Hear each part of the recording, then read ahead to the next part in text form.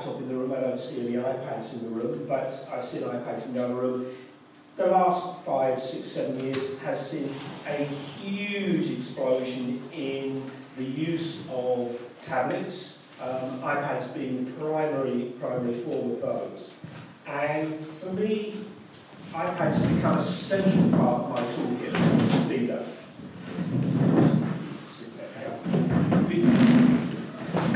They've become an absolutely central part of my toolkit for lots of reasons that I'm going to explore with you really this morning. The iPad is a very portable and very convenient instrument to carry around. I call it an instrument because I think actually it is an instrument. It's become an instrument. In a way more than a laptop, which is in a way a host for instruments, but has no direct physical interface. The keyboard on the computer is a very limited interface. iPads with the touchscreen technology have, in a lot of ways, has become a genuine musical instrument. We can play it, we can take it around, and we can use it as an autonomous music-making tool. It's great because within this small box, this is my larger of my 2 iPads, I use the small one as well. Within this small box, we have effectively hundreds and hundreds of potential different musical interfaces, different musical instruments. So if we're likely to be working with very wide client range, which I do in my own practice, I work with young people in pupil referral units, excluded from schools, in prisons, but increasingly within special education, working with young people who may have profound multiple learning difficulties and physical disabilities, so may not be able to move any of their 4 primary limbs. Well, an iPad has the ability to be played by the nose, by the chin, by the mouth, by any part of the anatomy, and can also be engaged with the tiniest of movements, which is almost unique amongst any other musical instrument. Movements at half an inch, 1 inch, even less, can generate meaningful musical interactions. So, the swiping gestures, the touching gestures, I'm sure we're all very familiar with what you do with an iPad. And as the session goes on, I'm going to use the screen to show some of my favourite apps and explore what they do and why I think they're great, really. It's not exclusive, we've only got 45 minutes, and there are hundreds of apps, so I'm just going to touch on my favourites and the favourites of the other practitioners that I talked to during with the research.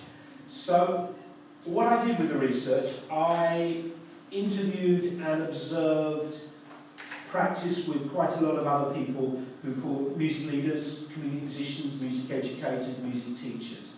So I saw sessions in mainstream schools, I saw sessions in special education, in pupil referral units, and very, very wide range of practitioners. I saw about 20 different sessions and spoke to around 50 music leaders by means of I sent out a sort of pro forma questionnaire, really. And then I came home back to my studio, spent most of the money I got paid for research on buying every app that exists, and wasted or spent many hundreds of hours exploring a lot of those apps. So, of the music leaders I spoke to, it was pretty universal that iPads have become central parts of their music leading toolkit, and that there were huge benefits to be found from using them.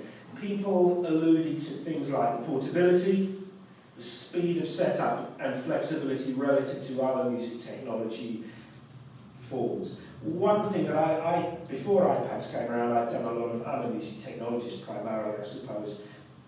One of the difficulties of your laptop, keyboard, amplification setup is that in a lot of workshop contexts, you don't have a lot of time to set up.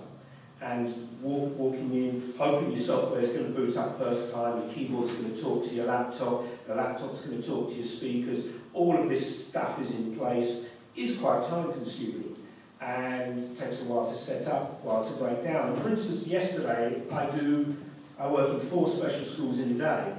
So I've got our session, 10 minutes to get to the next session and be ready to run. With a laptop and a keyboard setup, I'd be struggling because of the time. But the great thing with the iPad is it's almost instantaneous. You can pretty much turn up, plug and go.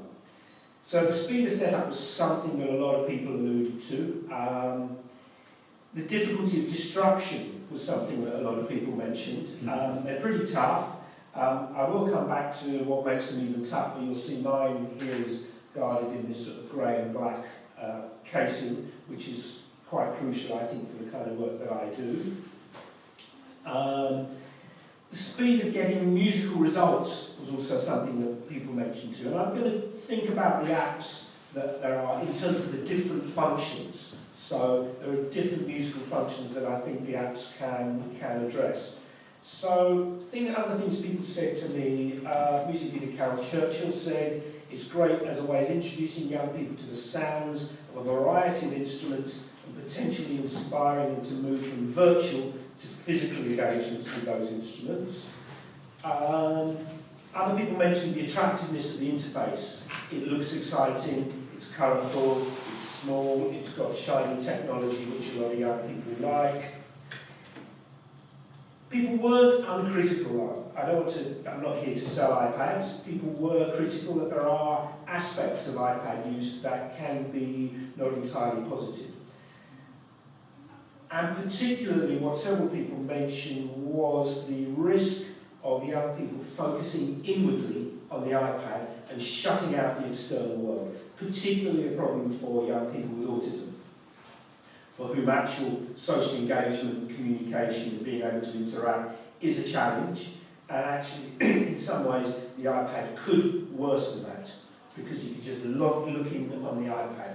However, for me, the benefits of being able to actually engage in group music making with the iPad way outweigh that. Because what we can do, we find in a lot of special schools that they are buying iPads for the young people because they're such a flexible tool. And one of the other difficulties in music technology is being able to work with a group and being able to interact with lots of different young people at the same time. Take turn taking around a keyboard, all those kind of things are strategies that we worked out with. But with an iPad, potentially everybody could have one, and everybody could be playing together, interacting and making music together in that way that we know is the best way for making music, which is working with other people, so that it becomes a communal, collective activity.